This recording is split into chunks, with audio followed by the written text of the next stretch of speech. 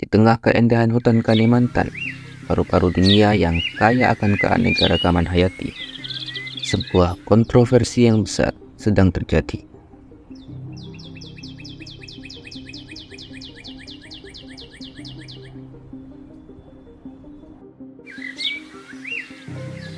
Pembangunan ibu kota negara yang baru di Nusantara bukan hanya menjanjikan kemajuan, tetapi juga mengancam ekosistem yang telah ada selama ribuan tahun.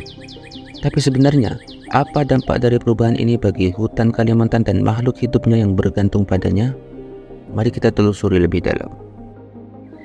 Kalimantan, pulau yang dikenal dengan hutan hujan tropisnya, adalah rumah bagi ribuan spesies flora dan fauna, termasuk spesies endemik yang tidak akan ada ditemukan di tempat lain.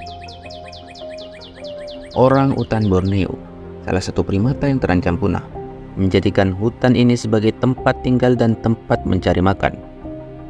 Namun, keindahan ini menghadapi ancaman serius.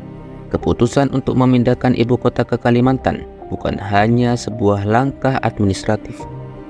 Ini adalah proyek ambisius yang dapat memicu deforestasi besar-besaran. Bahkan, data menunjukkan bahwa jutaan hektar hutan dapat dibuka untuk pembangunan infrastruktur, yang mana ini bisa mengakibatkan hilangnya habitat yang vital bagi spesies endemik. Walaupun IKN mengusung konsep kota ramah lingkungan, yang namanya pembukaan lahan adalah hal yang sulit untuk dihindarkan. Apalagi seiring waktu berjalan, penduduk IKN pasti akan terus bertambah.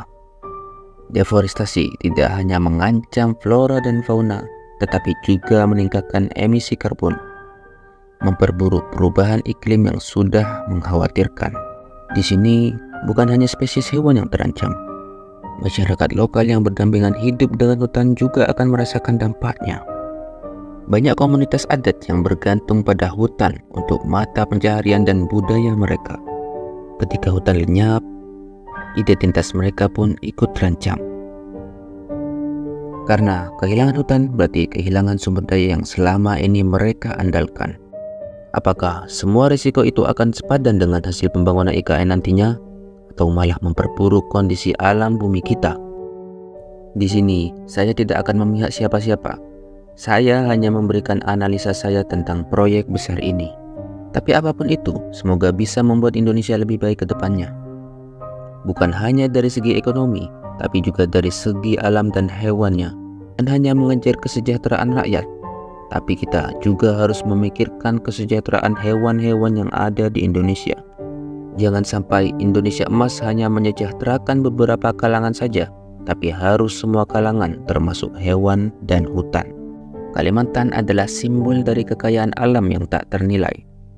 Pembangunan IKN membawa tantangan yang kompleks antara kemajuan dan pelestarian.